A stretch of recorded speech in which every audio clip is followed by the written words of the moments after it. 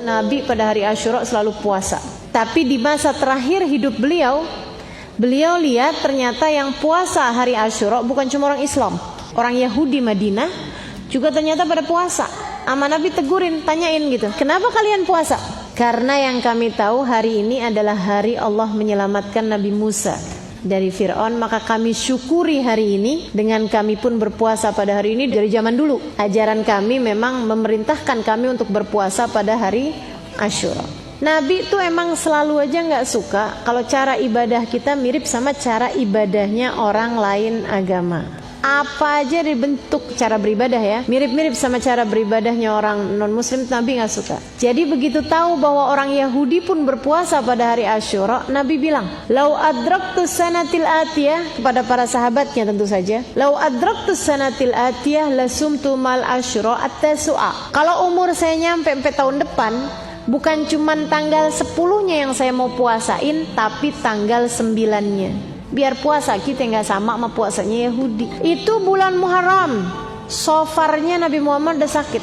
Bulan Rabiul Awal Nabi Muhammad wafat. Karena ini memang ceritanya di tahun terakhir hidupnya Nabi Muhammad. Nabi nggak sempat puasa tahun depannya. Akan tetapi kita sebagai umatnya, sebagaimana anak yang berbakti kepada orang tua akan melanjutkan niat orang tuanya, maka umat yang berbakti kepada nabinya akan juga melanjutkan niat nabinya. Makanya nanti pas hari Asyura, bukan cuma hari Asyura yang kita puasain, tapi kita mulain dari hari Tasu'a. Ini mengenai puasanya. Sampai-sampai para ulama bilang, ini ucapannya ulama ya, andai kata kamu gak bisa dapetin puasa Tasu'a, tanggal 9 lagi sakit misal, tanggal 9 masih mens misalnya, masih nifas misalnya, atau lagi bepergian yang tidak memungkinkan untuk berpuasa misal, sehingga kamu baru bisa mulai puasanya tanggal 10 pas hari Asyuranya.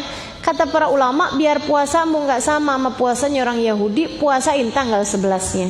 Biar puasanya tuh gak sehari, agar puasa kita gak samaan sama mereka yang bukan muslim. Ibu-ibu, teman-teman, saudari-saudariku sekalian yang saya muliakan, ini bicara tentang puasa. Selain daripada itu, apa aja kebaikan-kebaikan yang bisa kita lakukan pada hari tersebut? Yang disampaikan oleh Nabi Muhammad dalam hadis sahihnya, ada hadisnya Nabi Muhammad pada hari Asyura itu berbicara seperti ini. Kata Nabi, "Man wassa'ala iyalihi yawma Asyura wassa'allahu rizqah." Siapa yang meluaskan nafkah bagi keluarganya pada hari Asyura, Allah akan meluaskan nafkahnya.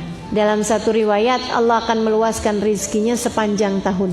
Jadi bagi para istri, silakan sampaikan kepada suaminya, "Bang, pengen rezekinya gampang sepanjang tahun gak bang?" Kata Rasulullah bilangnya, siapa yang kepengen rezekinya diluaskan sepanjang tahun, hendaklah ia menambahkan nafkah bagi keluarganya pada hari Asyura. Kita luaskan nafkah buat anak-anak kita, biar nyenengin anak-anak kita pada hari tersebut. Karena siapa yang membahagiakan keluarganya, Allah akan membahagiakan dia. Dan pada hari Asyura secara khusus memang Nabi Muhammad menyebutkannya dalam hadis sahih beliau. Selebihnya kita disunahkan untuk menebarkan kebaikan pada hari tersebut, dari menyantuni anak yatim, sampai di negeri kita ini terkenal pada hari Asyura sebagai hari rayanya anak yatim. Lebaran anak yatim, diusap-usap kepalanya anak yatim. Walaupun memang hadisnya itu kabarnya secara riwayat adalah hadis yang dhaif. Para ulama mengatakan hadis yang dhaif ini boleh diamalkan untuk fadailul amal, untuk amal-amal yang berfadilah. Toh juga nggak ada ruginya.